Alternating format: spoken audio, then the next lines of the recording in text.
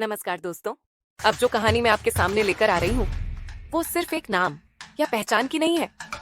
ये कहानी है उस परछाई की जो पूरे पाकिस्तान में घूमती रही, लेकिन किसी को पता नहीं चला कि वो असल में कौन है।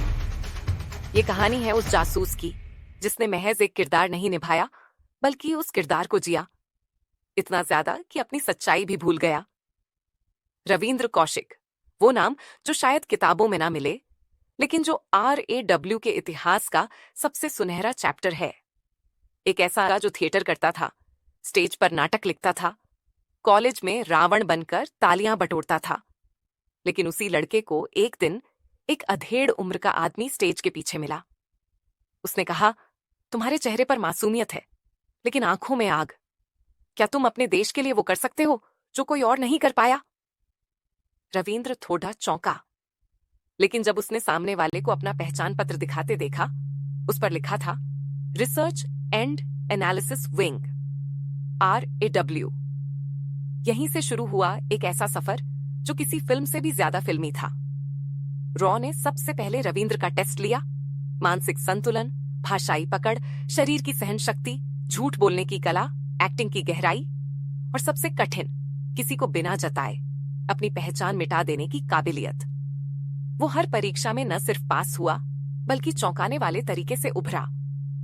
इसके बाद शुरू हुई ट्रेनिंग, दिल्ली से लेकर नेपाल की पहाड़ियों तक। उसे धर्म बदलना पड़ा, नाम बदलना पड़ा, उसकी सांसों तक की चाल सिखाई गई।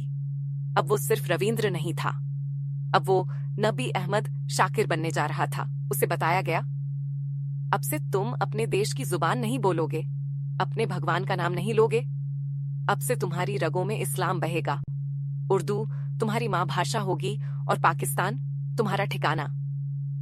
वो कराची यूनिवर्सिटी में दाखिला लेता है, जहां से उसने लॉ की पढ़ाई की। सब कुछ पाकिस्तानी कागजों पर एकदम वैध, लेकिन उसका असली मकसद कुछ और था, पाकिस्तान के सबसे बड़े राज्यों को हिंदुस्तान लाना। धीरे धीरे वो कराची की गलियों में घुलने लगता है, कॉलेज के कैंपस में बहस करता है, क्रिकेट खेलता है, शायरी करता है और पीछे से एक एक नाम, एक एक दस्तावेज भारत भेजता है। वो इतना भरोसेमंद बन गया कि पाकिस्तानी आर्मी में उसे ऑफिसर की पोस्ट मिल गई और वहां से उसने जो खेल शुरू किया वो पाकिस्तान के लिए एक नासूर बन गया। कुछ सालों में वो मेजर नबी बन गया, पाकिस्तान के सैन्य रहस्यों का सीधा मालिक। अब असली मोड़ आया। एक दिन पाकिस्तान के कुछ वैज्ञानिक बाल कटवाने के लिए एक हाई क्लास सैलून में गए। नबी वहीं मौजूद था। बाल कटवाते हुए उसने सुना कि वो लोग आपस में किसी गहरे प्रोजेक्ट पर चर्चा कर रहे हैं। वो बातचीत पूरी तरह कोर्ट में थी, लेकिन नबी को शक हो गया कि ये शायद न्यूक्लियर टेस्ट से जुड़ा हुआ कुछ है। वो चुपचाप निकला, उन लोगों के पीछे पीछे एक हफ्ते तक नजर रखता रहा। फिर उसके पास एक कागज आया, एक रजिस्टर की कॉपी, जिसमें एक वैज्ञानिक ने गलती से तारीख लिख दी थी। उसी दिन रॉ को एक चिट्ठी मिली और उसमें लिखा था 11 मार्च, छगाई हिल्स, सुबह 7:15, धरती कांपेगी। भारत सरकार ने तुरंत दुनिया भर में कूटनीतिक दबाव डाला, अमेरिका तक को चेता दिया गया और पाकिस्तान का वो टेस्ट स्थगित हो गया। एक अकेले इंसान ने वो कर दिखाया जो पूरी सेना ना कर पाती, लेकिन रविंद्र की आंखें तब भी शांत नहीं हुईं। कुछ ही समय बाद कारगिल की बर्फीली पहाड़ियों में हलचल शुरू हो चुकी थी। नबी को जानकारी मिली कि सेना कुछ गुप्त तैयारियां कर रही है। उसने नक्शों की कुछ तस्वीरें, कुछ रेडियो सिग्नल्स और एक सीक्रेट मीटिंग की रिकॉर्डिंग भारत पहुंचाई। भारत ने उसी सूचना के आधार पर कारगिल युद्ध में अपनी स्थिति पहले से मजबूत कर ली। हजारों जवानों की जान बची क्योंकि रविंद्र ने अंधेरे में एक दिया जलाया था। लेकिन एक दिन एक फाइल ने सब कुछ बदल दिया। रॉ का एक दूसरा एजेंट नेपाल में पकड़ा गया। वो टूट गया और उसने मेजर नबी का असली नाम बता दिया, रविंद्र कौशिक। उसी रात ISI ने रविंद्र को उठा लिया। आंखों पर पट्टी, मुंह पर टेपी और फिर शुरू हुआ 16 साल का नरक। हर रात उसे भूखा रखा जाता, हर दिन उसकी हड्डियां तोड़ी जाती। जेल में उसे सिर्फ एक फटे हुए कंबल और एक मिट्टी के कटोरे में खाना दिया जाता।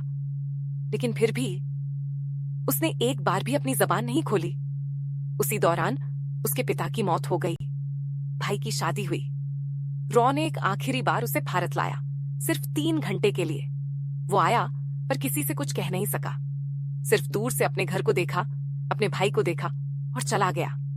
एक चिट्ठी उसने फिर से भेजी, उर्दू में। लिखा था, अब्बा, जब मैं लौटूं ना लौटूं ये ना पूछना, लेकिन अगर मेरा नाम मिट भी जाए तो मेरी परछाई को पहचान लेना। फिर एक दिन 2001 में पाकिस्तान की मियां वाली जेल में एक कोने में एक साया चुपचाप गिर पड़ा। कोई तिरंगा नहीं था, कोई सलामी नहीं थी, सिर्फ दीवार पर एक लकीर थी जो गिनती थी कितने साल बीते। रविंद्र कौशिक चला गया, लेकिन पीछे छोड़ गया एक ऐसा नाम जिसे मिटा देना पाकिस्तान के लिए आज तक मुमकिन नहीं हुआ। पाकिस्तान ने कहा वो ब्लैक टाइगर था जो आया, तबाही लाया और खामोशी से चला गया। दोस्तों, रविंद्र कौशिक जैसे नायक हमारे इतिहास का अभिन्न हिस्सा हैं, जिनकी कुर्बानियां कभी भुलाई नहीं जा सकती। अगर आपको यह कहानी पसंद आई हो तो इसे अपने दोस्तों के साथ जरूर शेयर करें, ताकि और लोग भी ऐसे नायकों के बारे में जान सकें। और अगर आपने अभी तक चैनल को सब्सक्राइब नहीं किया है तो अभी सब्सक्राइब करें और बेल आइकन दबाना न